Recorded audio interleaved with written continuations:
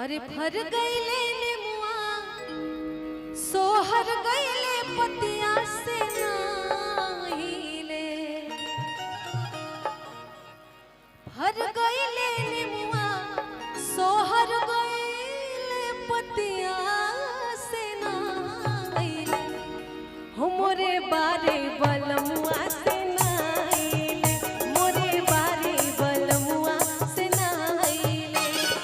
भर गईले नेमुआ सोहर गईले पतिया से नाहिले भर गईले नेमुआ सोहर गईले पतिया से नाहिले हो परदेसी सजनवा से नाहिले मोरे बारे बलमुआ से नाहिले।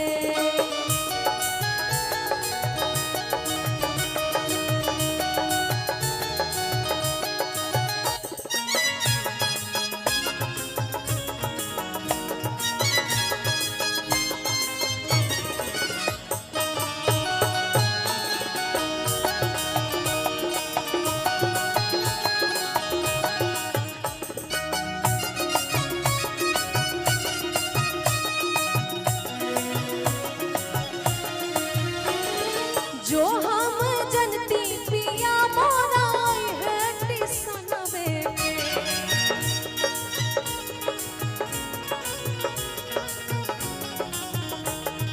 जो हम जनती पिया मोराई है टिसनवे जीवना लेके जैती टिसनवे जीवना लेके जैती टिसनवे अपने भी खैती अपने भी खैती पिया के खियैती ननदिया से। और ससुराल में सबसे बड़ा दुश्मन अगर कोई होता है किसी औरत का तो वो होती है उसकी ननद, उसके बाद गोतनी और सास तो भाई होती ही होती है। अरे अपने भी खैती पिया के खियैती ननदिया से तो जीवना बनवैती ननदिया से जीवना बनवैती ननदिया से।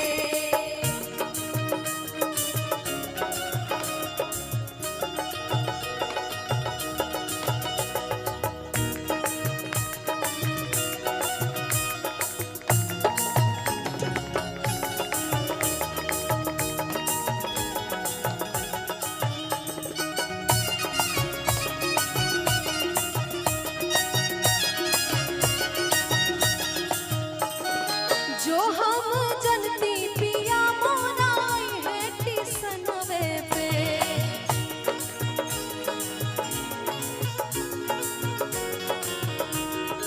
जो हम जनती पिया मोराई है टिसनवे पे पनवा लेके जैती टिसनवे पे पनवा लेके जैती टिसनवे पे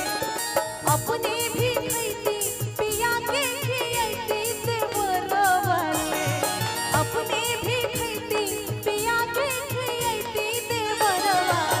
ओ पनवा मंगवैती देवरवा पनवा मंगवैती देवरवा से भर गईले